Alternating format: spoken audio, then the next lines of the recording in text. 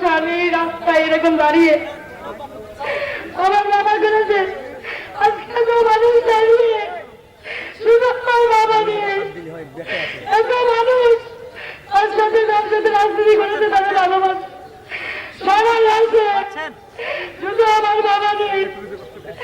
আপনারা এবার বাবার প্রাণনাশকারীদের শাস্তির দাবিতে রাস্তায় নামলেন এমপি কন্যা ডরিন।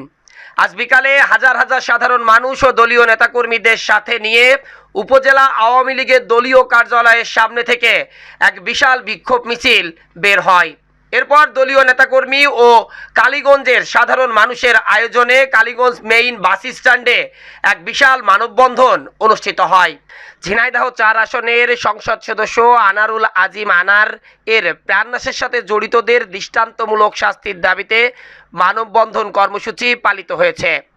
শুক্রবার বিকালে উপজেলার মেইন বাস স্ট্যান্ডে এই কর্মসূচির আয়োজন করে কালীগঞ্জের বিভিন্ন সামাজিক ও রাজনৈতিক সংগঠন। শুরুতেই বিকালে দলীয় কার্যালয়ের সামনে থেকে নেতাকর্মীরা বিক্ষোভ মিছিল বের করেন। হাজার হাজার নেতাকর্মী মিছিল সহকারে মেইন বাস স্ট্যান্ডে গিয়ে জড়ো হন।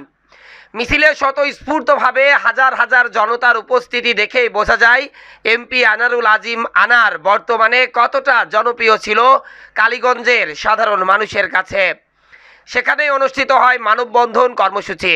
এতে সংসদ সদস্যের মেয়ে মুমতারিন ফেরদৌস ডরিন, পৌর মেয়র আশরাফুল ইসলাম আশরাফ, কালীগঞ্জ উপজেলা যুবলীগের সাধারণ সম্পাদক জাহাঙ্গীর হোসেন, উপজেলার নবনির্বাচিত চেয়ারম্যান শিবলি নোমানি সহ অন্যান্যরা বক্তব্য রাখেন।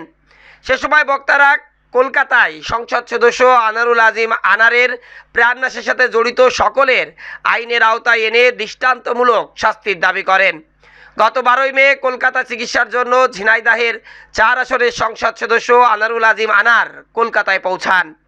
13ই মে তাকে কৌশলে কলকাতার নিউ টাউন এলাকার একটি আবাসিক ভবনে ডেকে নিয়ে প্রথমে শ্বাসরোধ করে বা বালিশ চাপা দিয়ে তাকে প্রাণনাশ করা হয়। এরপর দিল্লি থেকে এক কসাইকে ডেকে এনে প্রথমে তার গায়ের চামড়া এড়িয়ে তারপর মাংসগুলোতে হলুদ মাখিয়ে ছোট ছোট টুকরো করে এরপর সেই আনারের যে মূল দেহটি সেটি ছিন্ন বিচ্ছিন্ন করে ফেলা হয়। এরপরে বেগে পুড়ে কলকাতা থেকে বেশ খানিকটা দূরে ভাঙড়ের বজরা খালে নামক একটি স্থানে সেই ব্যাগটি ফেলে দেওয়া হয়। ইতিমধ্যে সেই কসাইকে আটক করে আনারের যে খণ্ড বিখণ্ড দেহ সেটি সংগ্রহ করার জন্য বা তা উদ্ধারের জন্য চিরুনি অভিযান চালাচ্ছে কলকাতা পুলিশ। এই ঘটনায় এখন পর্যন্ত বাংলাদেশ ও কলকাতায় বেশ কয়েকজন আটক হয়েছে। Desk report, eagle TV news.